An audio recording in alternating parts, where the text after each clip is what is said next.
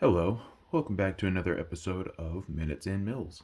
And today we're going to be going over my Polymer 80 budget competition slash EDC build. I basically put this thing together this was my first handgun I ever made.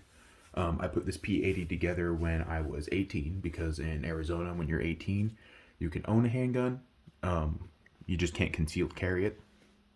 So this was just my first handgun I ever had for myself, and it started out as a relatively stock P80. It was an FDE P80 frame with an all black slide with all stock everything, Gen 3 ejector, all the stock shit.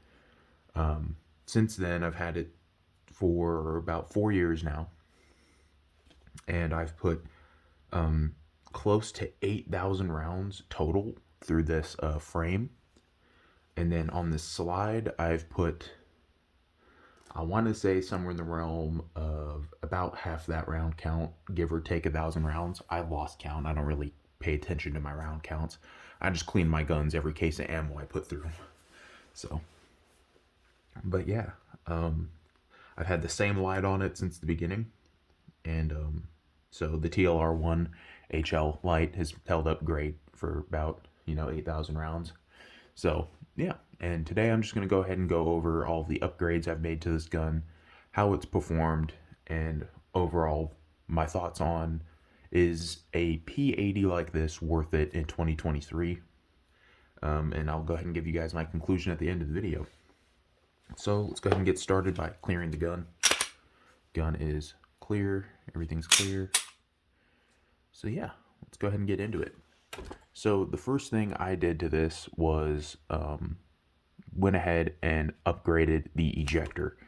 So back when this thing was still, brand new, I updated the ejector in there to a Gen 5 ejector.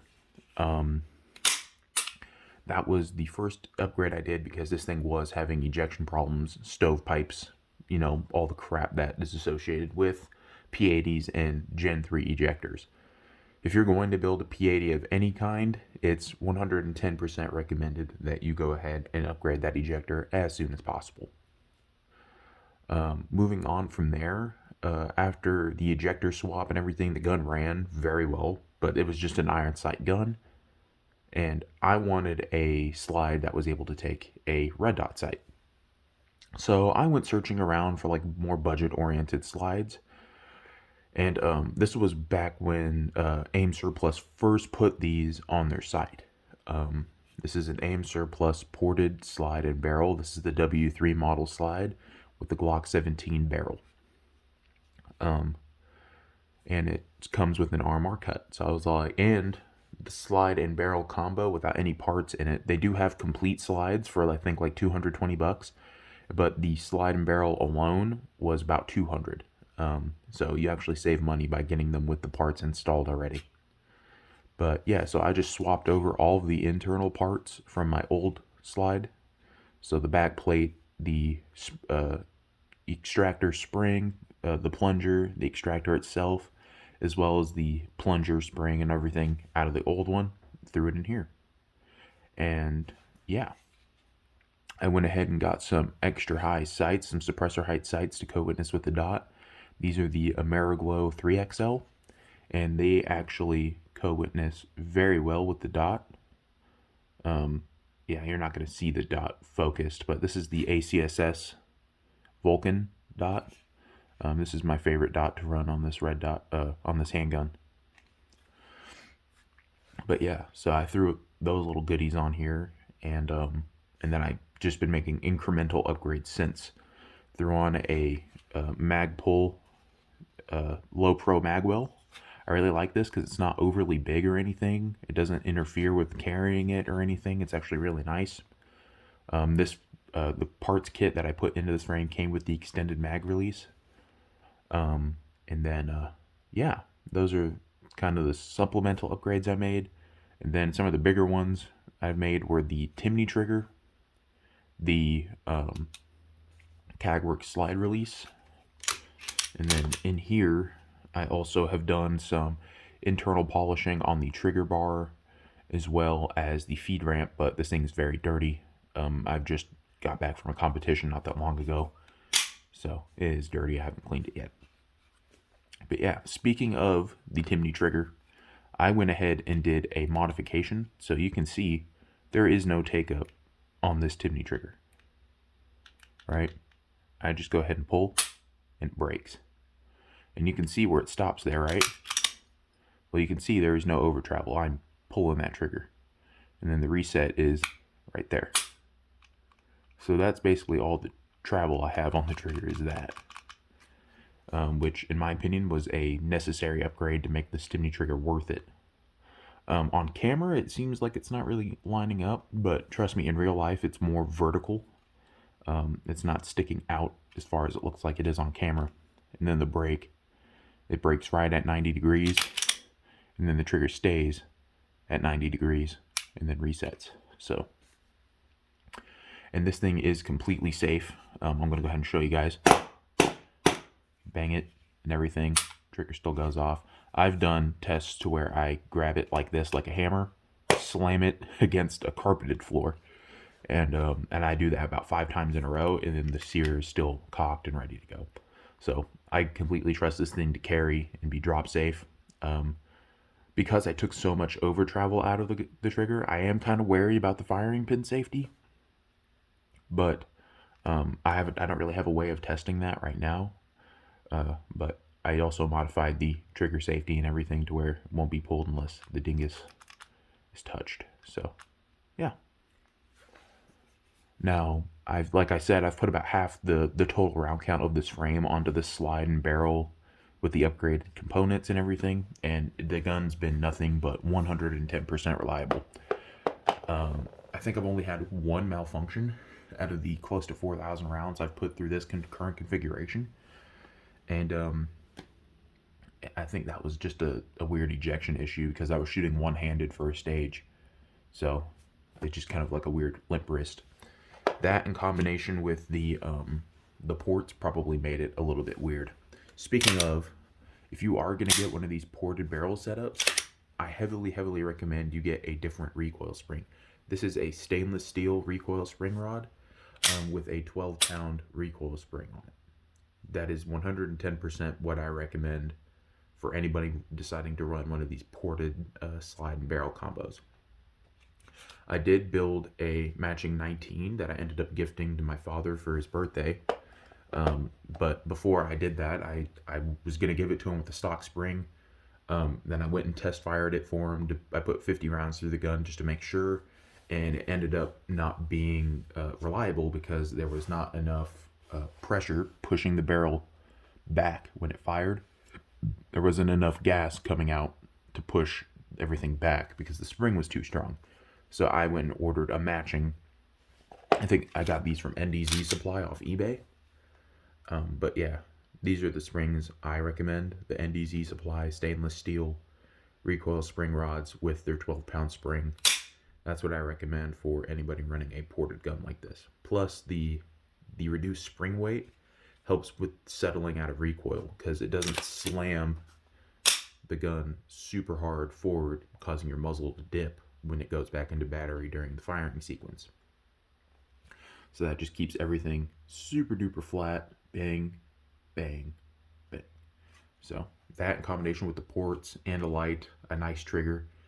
Not only has this been my EDC for the past 4 years, but in this configuration and everything, it's also been my competition gun. I've placed consistently top 20. The closest I've gotten to top spot was 12th place shooting this gun. But those are at practice matches, so I guess you guys can say they don't really count. But there are some pretty good shooters there and everything, and I'm going to my first full-on USPSA match here next month. So hopefully this thing will go ahead and shine for me. I am going to be picking up a P365X macro for my new EDC, as well as just to kind of play around with that platform, see how I like it, because Glock is really the only handgun platform I have experience with. So I'm going to see how I like that. I have a really good deal for one, so I'm going to go pick that up and see how I like it. But this thing is absolutely awesome. Now the question of, is a P80 really worth it in 2023? I would say yes. Just for the fact that the frames are so much better, the grip angles are league and above better than a stock Glock grip angle. It actually points where the hell you point the gun at. So I actually like that a lot. It's not, you don't have to like point it down extra because your grip's too far swept back or anything. One thing I don't like about the P80s though, this is just one thing I don't like, is the way that the grip is situated like this. It just feels really wide and chunky. I feel like it could do some thinning out along right here to give you a place to really situate your thumb in this knuckle right here to get you a nice tight grip right there. Because the way I grip the handgun, I grip it like this, sometimes like this, depending on if I'm paying attention to my grip on a stage or not. But yeah, that's just one gripe I don't really like about it too much. Other than that, it's a very good frame for the money. There are different frames out there, 80% frames. P80 is just the most well-renowned one, which is why I went ahead and bought it. But yeah, P80s are definitely worth it, especially if you're going for a more custom look than what everybody else is doing for their Glocks. This is what I recommend. I haven't had any parts compatibility issues. Like I was reading online, lots of people having problems with these Timney triggers, not only in stock Glocks, but especially in the P80s. So when I went ahead and bought it, I was not privy to that knowledge, and I was really nervous getting it in. But I put it in, and the guns run perfectly flawless for me. The only thing I'd recommend if you are going to run a Timney trigger, because this is a pretty known problem, is getting yourself an enhanced power firing pin spring in there. That will kind of just reduce any of those problems that you might have. Just reduce the likelihood of them happening. I haven't had a single light strike with this gun ever. Which is funny because all the competitions I go to, I see people having light strikes all the time. So it's pretty funny. And I'm like, well, I've never had that issue, and I'm running, something I threw the fuck together. But yeah, no, it's been an amazing gun so far. 8,000 rounds, no problems. Even after upgrading the slide and barrel, still no problems. Added in a different slide catch, a different trigger, no problems. Different firing pin spring, no problems. So yeah, speaking of the firing pin, some firing pins that you get are, well, most of the firing pins you get are MIM, metal injection molded. I've had one firing pin break in this gun, and it was during the competition. Firing pin completely broke, and I was, out of the fucking match. I was kind of pissed about it.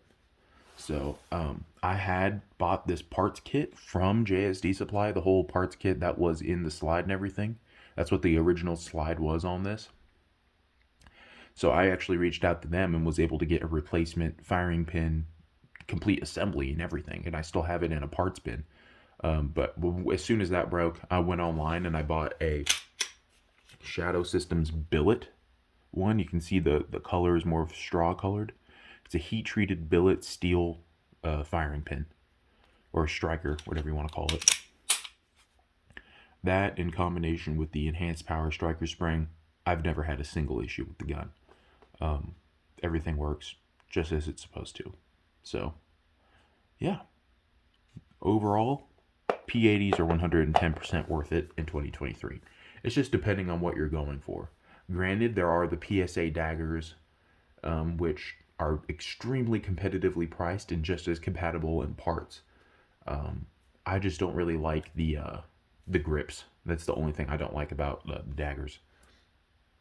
But yeah, plus as far as I know, I think they announced a 17, like a Glock 17 size dagger at SHOT Show, but I'm not exactly. I've watched so many SHOT Show videos, I'm not 100% sure if I'm getting my facts right there. But yeah, if you're just wanting like a 19 or anything like that, you can get a PSA dagger, for $300. Go and get the slide and barrel from Aim Surplus for $200. Drop all the parts into that slide, and then you'd be good to go. You'd have a setup very similar to this for probably less money. I think for everything you see here on this gun, including the trigger, the light, the optic, the CAGWorks slide, the iron sights, everything, the magwell, I think you're looking at right around, like, I want to say $1,100, and that's with the slide, the trigger, like everything upgraded. If you wanted this thing completely stock, like with just the ported slide and barrel, like stock slide catch, trigger, all the internal stock, recoil spring and everything, I would say you'd be looking at probably a 600-ish dollar gun, like 700-ish. So, but like I said, I've done some pretty good upgrades to it, and it's been nothing but amazing for me. So yeah, if you guys have any questions or anything like that, go ahead and leave them in the comments down below. I hope you enjoyed the video. Hope it wasn't too long for you. And if you want to see this thing in action, I have plenty of competition videos of me shooting the gun on my channel. So yeah, I hope you guys enjoyed watching, and I hope you have a good day. Like and sub.